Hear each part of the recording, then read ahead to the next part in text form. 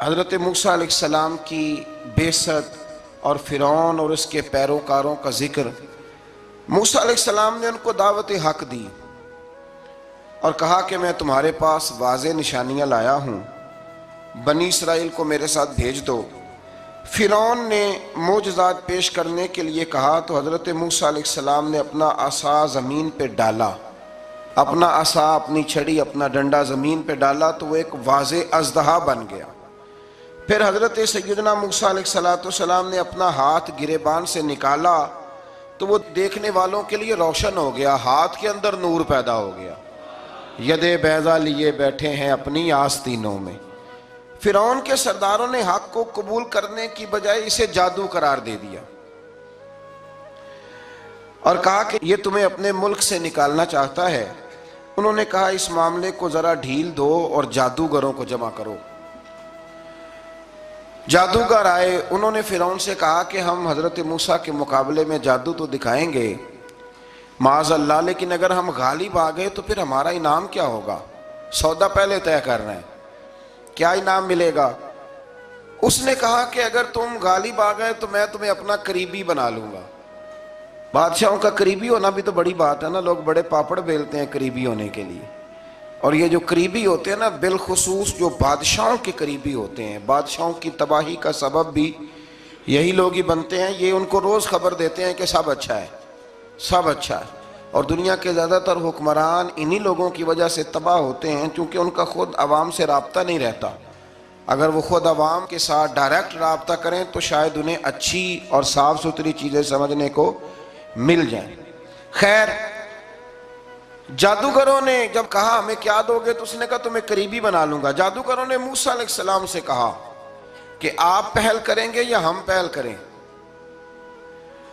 تو موسیٰ علیہ السلام نے کہا تم پہل کرو۔ جب جادوگروں نے اپنی رسیاں زمین پہ ڈالیں تو لوگوں کی نگاہوں کو سحر زدہ کر دیا، جادو کر دیا اور انہیں ڈروا دیا۔ انہوں نے کہا یہ تو بڑا جادو لے آئے۔ اللہ تعالیٰ نے حضرت موسیٰ علیہ السلام کو حکم دیا کہ آپ بھی اپنا عصا زمین پہ ڈالیں۔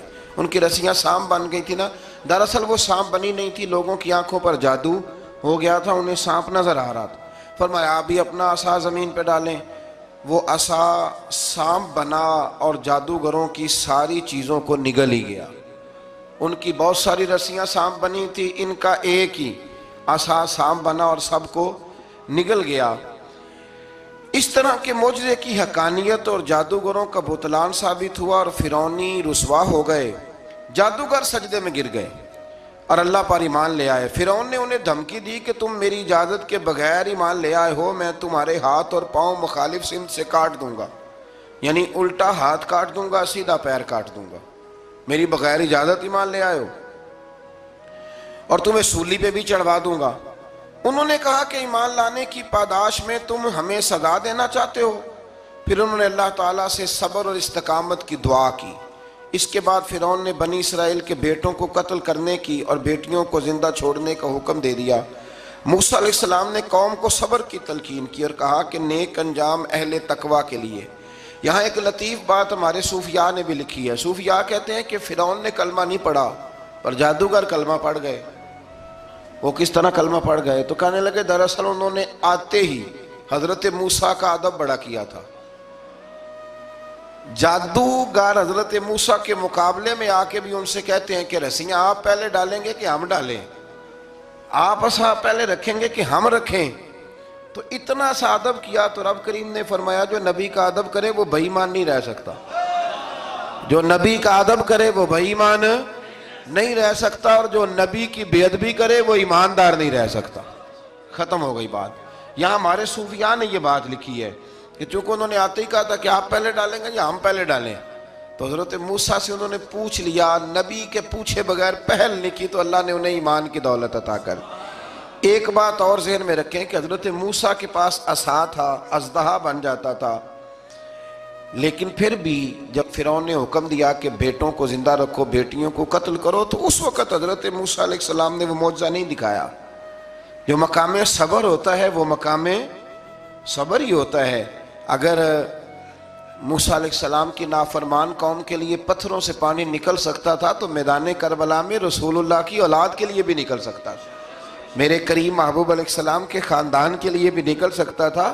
ہر جگہ معجزہ دکھانے کی نہیں ہوتی, کچھ مقام صبر بھی ہوتے ہیں. تو یہاں حضرت موسیٰ نے اپنی قوم کو صبر کرنے کی تلقین کی. پھر آیت نمبر 130 سے لے کر 143 میں بتایا کہ اللہ تعالیٰ نے فرعونیوں پر قحط سالی کا عذاب نازل کیا.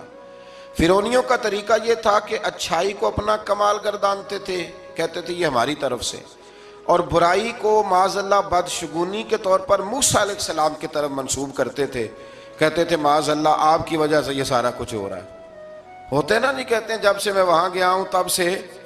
ہمارے بزرگ ایک لطیفہ بھی سنایا کرتے تھے کہ کسی زمیندار نے نماز پڑھنی شروع کی تھی تو اس کے جانور مرنے شروع ہو گئے. اب لوگ سمجھتے ہیں کہ معاذ اللہ شاید یہ کسی بزرگ کے سبب سے ایسا ہے, حالانکہ یہ تو اللہ کی طرف سے آزمائش ہوتی ہے, اس کی حکمتیں ہوتی ہیں. اللہ تبارک و تعالیٰ نے ان پر عذاب کیا نازل کیا. آیت نمبر 130 اور 143 کبھی آپ سورہ اعراف کی پڑھیں تو اللہ تعالیٰ نے ان پر ٹڈیوں کا, جموں کا, مینڈکوں کا اور خون کا عذاب نازل کیا.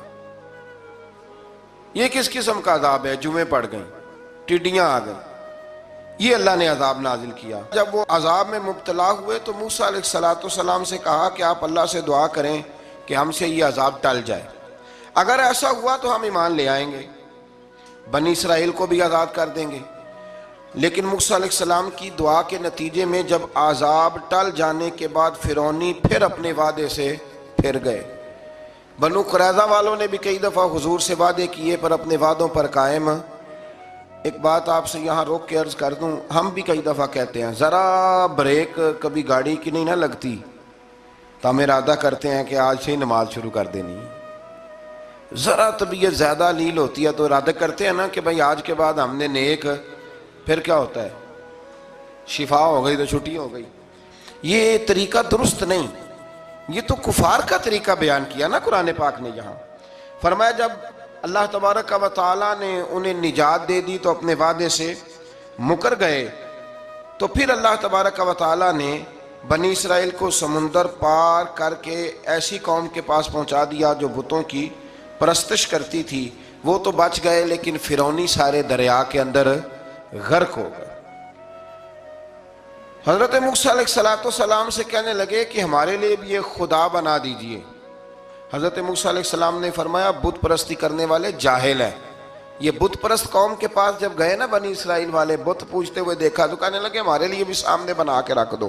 فرمایا یہ تو جاہل ہیں, تم انہیں دیکھ کے اثر قبول کر رہے ہو, اور اپنی جاہلیت کے باعث یہ ہلاک ہونے والے بھی ہیں. پھر اللہ تعالیٰ نے بنی اسرائیل پر اپنی نعمتوں کا ذکر فرمایا, اور موسیٰ علیہ السلام نے اپنی قوم میں ہارون علیہ السلام کو اپنا جانشین فرمایا اور کوہ طور پر تشریف لے گئے. اللہ نے فرمایا وہاں آ جائیں, میں آپ کو تورات عطا کرتا ہوں. 40 دن کا یہ عرصہ تھا. موسیٰ علیہ السلام نے وہاں پہ جا کے, وہ سارا واقعہ بھی انہی آیات میں ہے کہ حضرت موسیٰ نے عرض کیا تھا کہ رب ارنی, یا اللہ میں تجھے دیکھنا چاہتا ہوں. تو فرمایا لن ترانی, تو نہیں دیکھ سکتا. وہ بھی یہاں اللہ نے ذکر فرمایا. پھر اللہ تعالیٰ نے اپنی ایک تجلی جب کوہ طور پہ ڈالی تو حضرت موسیٰ علیہ السلام تاب نہ لا سکے اور بے ہوش ہو گئے, اور پہاڑ بھی ریزہ ریزہ ہو گیا. اس کا ذکر بھی اللہ نے انہی آیات میں فرمایا. آیت نمبر 144 سے 155 تک حضرت موسیٰ علیہ السلام کو رسالت عطا کرنے, کلیم اللہ کا منصب عطا کرنے, تورات عطا کرنے کا ذکر ہے. آگے چل کے بتایا کہ جو متکبر لوگ ہیں نا وہ آیات الہیہ سے منہ پھیرتے, اور جو لوگ اللہ کی آیات اور قیامت کو جھٹلاتے ہیں ان کے اعمال باطل ہیں. پھر موسیٰ علیہ السلام کے کوہ طور پر قیام کے عرصے میں بنی اسرائیل کے زیورات سے بچڑا بنا کر اسے معبود بنانے کا ذکر ہے. ان میں ایک جادوگر تھا سامری, سنا ہے سلالہ میں اس کی قبر ہے. حضرت موسیٰ کوہ طور پہ چلے گئے تو اس نے پیچھے سے نا سونے کا ایک بچڑا بنا لیا, اس میں سونے کی تاریں اس کے منہ میں لگائیں, ہوا چلتی تھی تو بجتی تھی. اتنے کمزور عقیدے کی یہ قوم تھی کہ انہوں نے فٹافٹ ماننا شروع کر لی, فٹافٹ ماننا, کہنے لگے یہ ٹھیک ہے. چنانچہ موسیٰ علیہ السلام جب واپس آئے تو قوم پر غصے اور افسوس کا اظہار فرمایا اور کہا میرے پیچھے تم نے ایسا برا کام کیا. انہوں نے تورات کی تختیاں بھی زمین پہ ڈالیں اور اپنے بھائی ہارون علیہ السلام کا سر پکڑ کے اس سے جواب طلبی کی. انہوں نے کہا اے میرے ماں جائے, بڑے خوبصورت لفظ ہے قرآن پاک، اے میرے مان جائے، اے میرے بھائی، قوم نے مجھے بے بس کر دیا اور قریب تھا کہ یہ مجھے قتل بھی کر دیتے۔ اب آپ مجھ پر سختی کر کے دشمنوں کو ہنسنے کا موقع نہ دیں، کبھی بھی دشمنوں کو اپنے اوپر ہنسنے کا موقع نہ دینا چاہیے۔ پھر آیت نمبر 151 میں موسیٰ علیہ السلام کی دعا اور کلمات استغفار کا ذکر ہے۔ آگے چل کے بتایا کہ غصہ ٹھنڈا ہونے پر موسیٰ علیہ السلام نے تورات کی تختیوں کو اٹھایا، جن کی تحریر میں اللہ سے ڈرنے والوں کے لیے ہدایت اور رحمت کی بشارت تھی۔ آیت نمبر 156 سے لے کر 158 تک میں موسیٰ علیہ السلام کی دعا کا ذکر ہے، جس میں انہوں نے اپنی قوم کے لیے اللہ تعالیٰ سے دنیا اور آخرت کی بھلائی مانگی۔ اللہ تعالیٰ نے فرمایا یہ کامل نعمت میں ان لوگوں کو عطا کروں گا جو ایمان کے ساتھ تقوی بھی اختیار کریں گے، یہ انہیں ملے گی نعمت۔